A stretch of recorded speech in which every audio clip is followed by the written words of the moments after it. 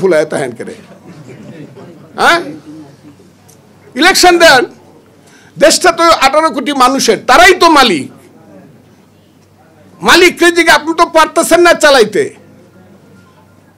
সংবাদপত্রের স্বাধীনতা আছে বলতেছেন তারা কিছু কয় না চুপটা কিন্তু তারা কিন্তু ভিতরে ভিতরে শুনেন পটাশিয়াম সাইনেট খাইলে কিন্তু মিষ্টি লাগে কিন্তু 1 সেকেন্ডের মধ্যে মানুষটা মারা যায় মিষ্টি দিয়েও কিন্তু মানুষকে মারা যায় আপনি যে গরু জব করেন গিয়া পত্রিকা অফিসের সামনে এইটা কামটা কি করেন এই কামটা ভালো করেন কই ফজলুর রহমানরা সালাউদ্দিন আহমদ তো এইভাবে পায় না বাচ্চা বাচ্চা ছেলে পেলেরা নাতির সমান এরা 1.5 ঘন্টা যাবত এদেরকে টেলিভিশন দেখান পত্রিকায় বড় হেডিংয়ে তুলেন জাতীয় পত্রিকায় কেন কি করতেছেন আপনারা সব বাদ দিয়ে দিবেন বাপের আগে পুত্রে নিয়ে দেবেন গা না হ্যাঁ সেই সন্তান যদি সুসন্তান হয় মাথাও তুলে রাখবো এবং মাথায় তুলে রাখছি সেই সন্তানদের পিছনে দাঁড়াইছি ওরা যেমন আমার সন্তান আমার নিজের 2টা সন্তান আছে 2টা একটা ব্যারিস্টার একটা 5 বছর আগে AA পাস করিয়া এরপরে গিয়ে 3টার সময় রাত্রে গিয়ে রাস্তায় নামছে আপনার ছেলেও নামছে ওনা কেউ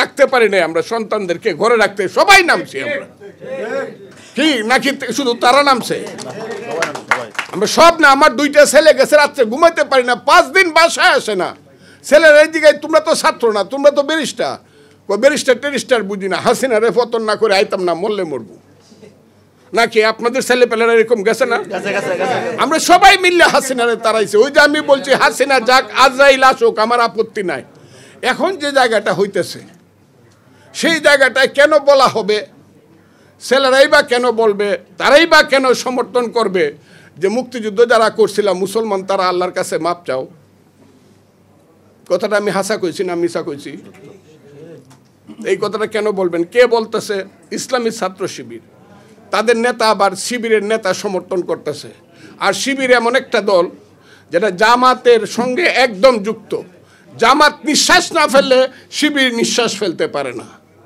কাজে শিবিরের কথাটা জামাত ইসলামের কথা আমি প্রথম দিন বলছি জামাত ইসলামের চরিত্রের অনেক পরিবর্তন তারা সুন্দরভাবে আগাচ্ছে কারণ জামাত ইসলামের আমি চিনি যত দেখে না করে পাকনা দাড়ি টাড়ি ওনাকে আমি সালাম দিই কিন্তু বয়সে আমার 5 বছরের ছোট উনি আমি ওনাকে দেখছি উনি জাসদ ছাত্রলীগ করে না আমি মিথ্যা কথা বললে আপনারা জানেন দেখেন উনি জাসদ ছাত্রলীগ করতো মান্নাদের কর্মী ছিল মাহমুদুর রহমান মান্নাদ উনি খুব সুন্দর ভালো কথা বলে আমি মনে করছিলাম এখন বুঝি বাংলাদেশ অপাইব কিন্তু না তারা পরে দেখা গেল ফ্র্যাঙ্কেস্টাইনের ভূমিকা অবতীর্ণ হয়েছে যে আশ্রয় দিছে তারা খাইতে চায়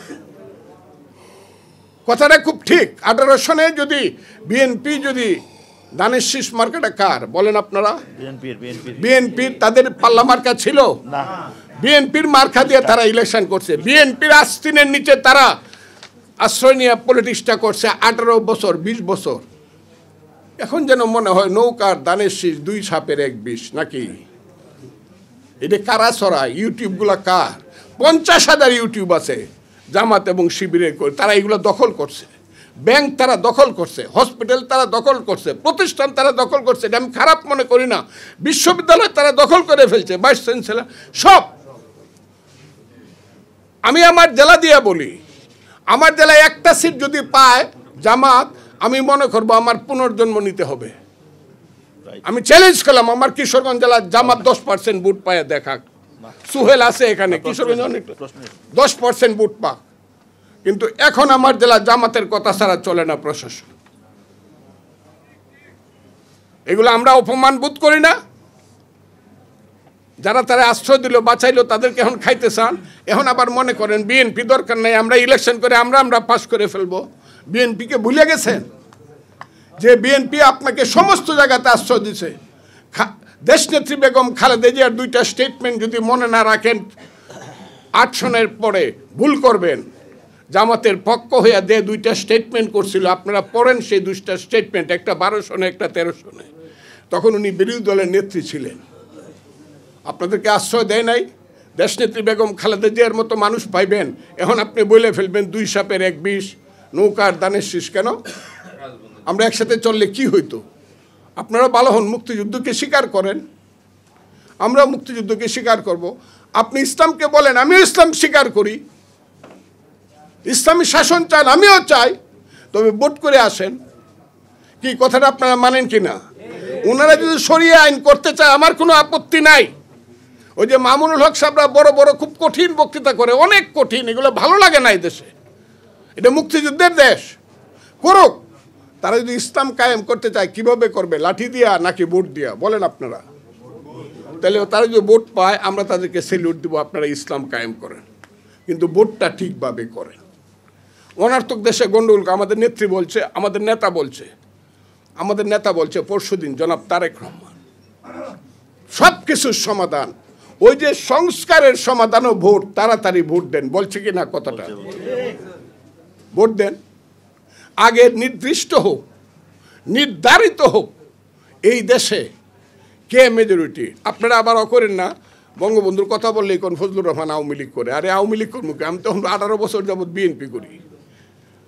বঙ্গবন্ধু শেখ মুজিবুর রহমান সবাই যখন ইলেকশনের কথা না করছে, যখন বাসানি নিয়ে কমিউনিস্ট পার্টির স্লোগান দিছে, তাদের কমিউনিস্ট পার্টি রইল তো ওই হারামজাদা জনগণ, রইল তোদের নির্বাচন, আমরা গেলাম সুন্দরবন। মুরব্বীদের এটা মনে থাকার কথা। তারা ইলেকশন করবে না, ভোটের আগে বাদ চাই, মৌলানা ভাসানীর স্লোগান। শেখ মুজিবুর রহমান বলছে যে না, আমরা আগে ভোট চাই, কারণ আগে নির্ধারণ হোক বাংলার নেতাকে। আমরা ভোট চাই, আগে নির্ধারণ হোক বাংলাদেশের মেজরিটিকে।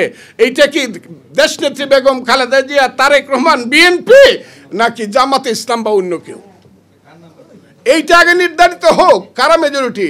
এখন আমি এক ধরনের কথা বলবো, আমি বিএনপি নেতা, আমার ভাই সালাউদ্দিন আহমদ স্থায়ী কমিটির নেতা এক ধরনের কথা বলবে, আর আমার পেটের বাচ্চাটা বলবে আমি কি আপনার চেয়ে কম নাকি? এটা তো এই বেয়াদবি তো হইতে পারে না এই দেশে, এটা হইতে দেওয়া উচিত না। ছেলেরা যদি দল করে, ছাত্ররা যদি দল করে, ছাত্ররা কোথায় দল করছে? পৃথিবীতে একটা দল ছাত্ররা করছে সারা দুনিয়াতে, এটাও বোধহয় ছাত্ররা জানে না। এটা হলো উনি যেখানে ছিলেন আসামে, প্রফুল্ল মোহন্তর নেতৃত্বে একজন ছাত্র নেতা ছিলেন, তার নেতৃত্বে একটা দল হয়েছিল। আর পৃথিবীতে এইভাবে খালি ছাত্ররা একটা দল করে ফেলবো কেন? তারা লেখাপড়া করবে না? 3টা জেনারেশন নষ্ট করতেছে তারা। ইউনূস সাহেব এটা দেখেন না? ওনারা তো আমি মাথার উপরে রাখি, শুধু সমন্বয় হওয়ার জন্য। আগে 9-10-এ পরীক্ষা দিতে লিখতাম এইম ইন লাইফ, ডাক্তার হব, ইঞ্জিনিয়ার হব, সমাজকর্মী হব। এখন ছেলেরা লিখবে সমন্বয়ক হব, কারণ সমন্বয়ক হইলে অনেক লাভ। ইউনূস সাহেবের সামনে গিয়ে পায়ের উপরে পাও তুললে বৈশা বলা যায় এটা করেন। ডিসি সাহেবের সঙ্গে কে দমক দেওয়া যায়। সচিবালয়ে আমি এইখান থেকে সচিবালয়ে 100 গজ দূরে আমি চ্যালেঞ্জ করলাম, এইখান থেকে চ্যালেঞ্জ করলাম। শুধু জামাতে ইসলামের অনাকাঙ্ক্ষিত ক্ষমতায় যাওয়ার লোভের জন্য দেশটা আজকে কালো অবস্থানে পড়ছে, খারাপ অবস্থানে পড়ছে। আমি চ্যালেঞ্জ করলাম, ওনাদের ছেলেরা ওখানে বসে রয়েছে ওই সচিবালয়ে, সচিবের রুমে দেখা যায় না, ওই মন্ত্রীর রুমে, উপদেষ্টা রুমে দেখা, কিন্তু বদলি কে হবে ওনারা বলেন, চাকরি কে পাবে ওনারা বলেন, ওই জামাত ইসলামের কর্মীরা ওখানে বলেন, শিবিরের ক্যাডাররা বলেন। আমি চ্যালেঞ্জ করলাম, আপনি বললেন দেখায় দেন। আমি বললাম আপনারা খুঁজ নেন, বাতাস যেমন দেখা যায় না, গায়ে লাগে, উত্তর থেকে আসে না, দক্ষিণ থেকে আসে, এইটা বাংলাদেশের মানুষের গায়ে লাগতেছে। এবং আমি খুব কঠিনভাবে বলছি, আমার ভাই যদিও বয়সে সে ছোট, আমার ভাই রিজভী, রুহুল কবির রিজভী 3 দিন যাবৎ বলতেছে যে জামাত শিক্ষা এবং স্বাস্থ্য এই 2টা টোটাল ডিপার্টমেন্ট দখল করে নিয়ে গেছে। বলতেছে না কথাটা?